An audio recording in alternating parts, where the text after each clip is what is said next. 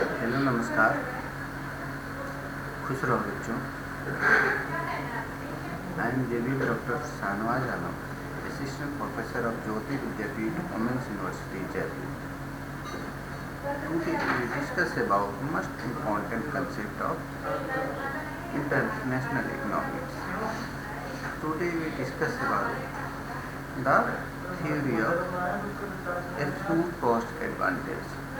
Generally in international economics, we divided the theory in three parts.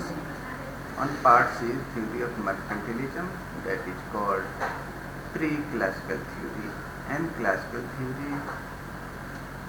It includes Adam Smith theory, Ricardo theory, Habermas theory, Mills theory, etc. And modern theory, that is the Hexagonal theory. But today is lecture based on the Adam Smith theory. Adam Smith theory of absolute cost advantage in international trade was evolved as a strong reaction that restriction to the protectionist marketing view of international trade. Under the theory of mercantilism, mercantilists believe that any country should export more and more goods and services and import less amount of goods and services for the accumulation of goods. He and theory of mercantilist based on restricted trades. He believed that the development of the country does not depend upon only the welfare of the society. That is, he believed that the development of the nation and economic growth depend upon the only accumulation in goods. He neglects the welfare of the society and future availability of goods and services.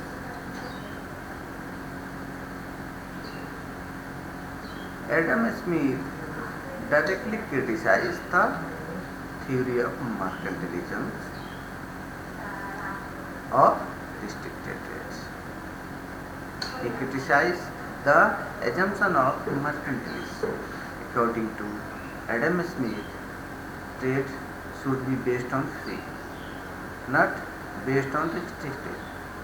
He believed that the welfare of the growth and development of the nations does not only depend upon the accumulation of goods. He believed that it is also depend upon the availability of goods and services for future generations. According to Adam Smith, the trade between the two countries will possible on the basis when one country has absolute advantage in one commodity and other have absolute advantage in another commodity.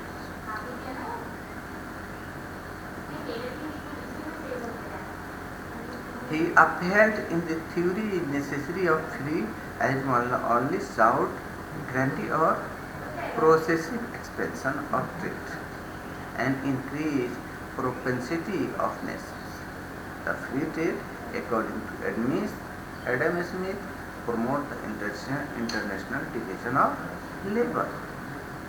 He believed that the labor is the only factor of production. Every country tends to specialize in the production of commodity which it can produce more cheaply. Undoubtedly, the slogan of self-reliance have been raised from time to time, but the self-reliance has eluded all the countries even of the recent times.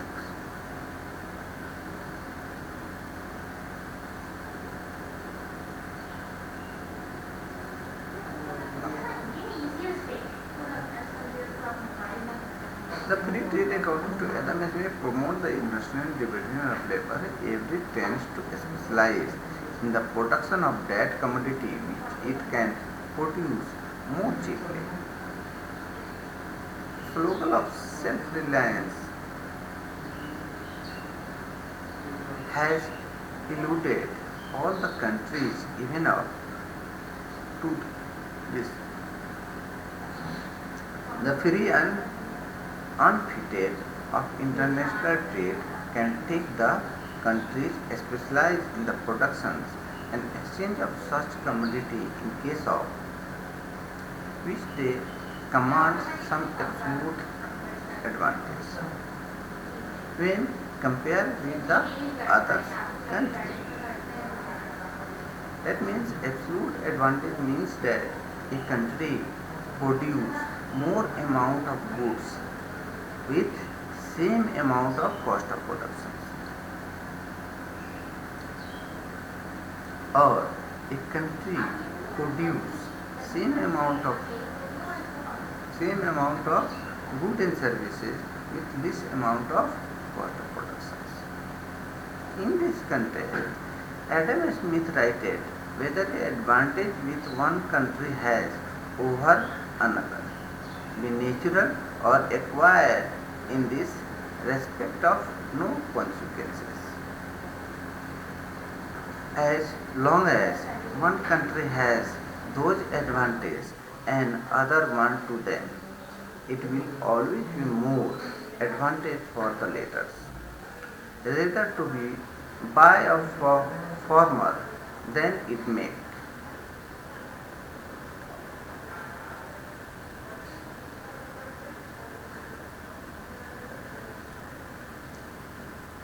When countries specialize on the basis of absolute advantage in contents, they stand to gain through international trade.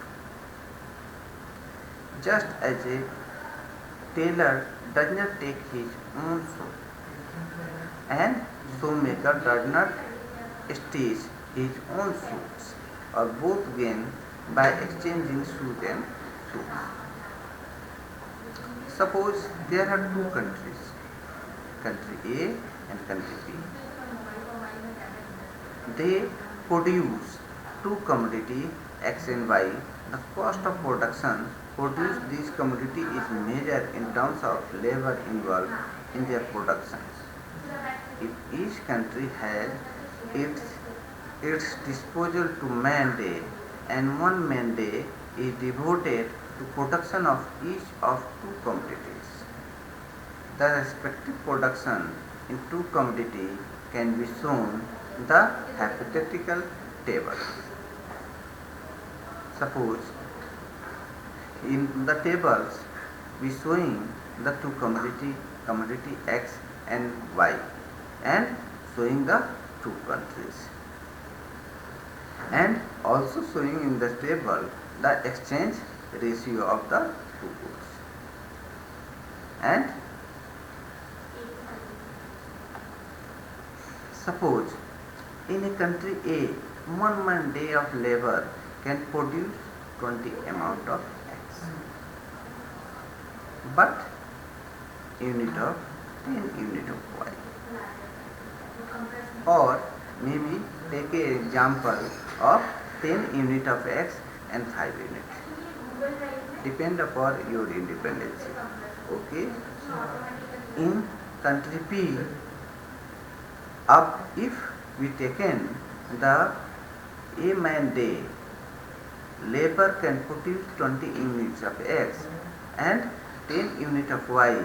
In country B, on other hand, 1 man day of labor can produce 10 unit of X but 20 unit of Y. It signifies that country A has absolute advantage in producing X while country B enjoying absolute advantage in producing Y. Country A may be willing to give 1 unit of X for having 0.5 unit of Y. At the same time, the country B may be willing to give up 2 unit of Y to having the 1 unit of X.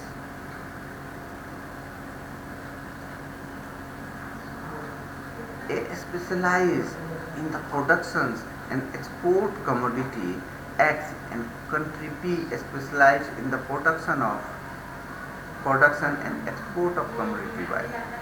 Both country will be stand together. That means both country will be benefited if country A produce in those goods in which he has specializations, and country B produce those goods in which having the specialization. After the producing and export the specialization goods, both country will be benefited.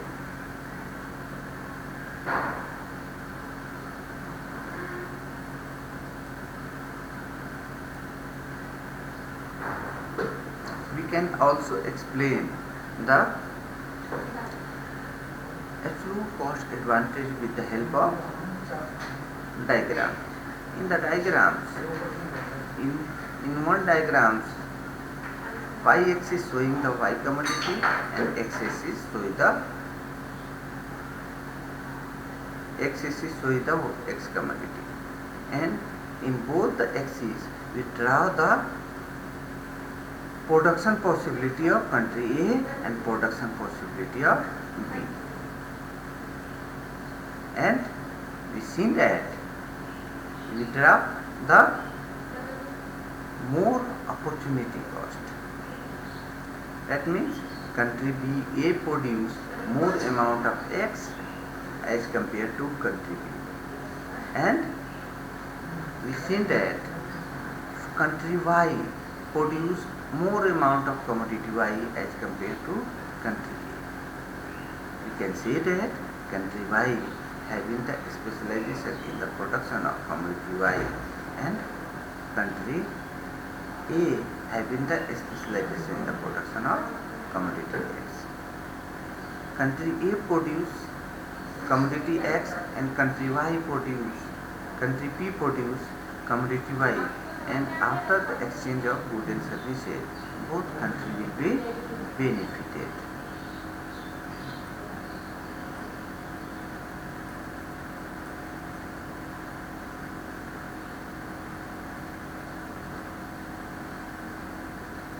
And overall trade will be also gain.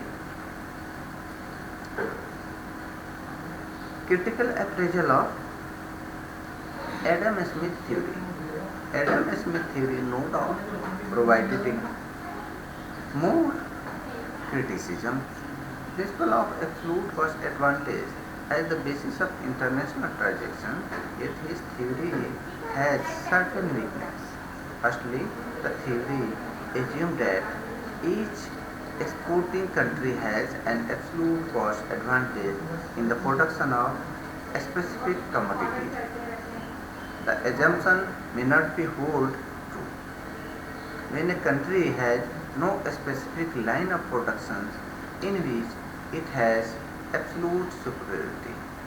In the context of Edgeworth, Smith's argument is not very convincing, as it assumes without argument that international trade required a producer export to have an absolute advantage, that is, an exporting country must be able to produce with a given amount of capital and labor a large output than may rivals. But wait, if a country has no line of production in which clearly superior, most of the backward country with insufficient labor and machinery may not be enjoying absolute advantage in any line of capacity.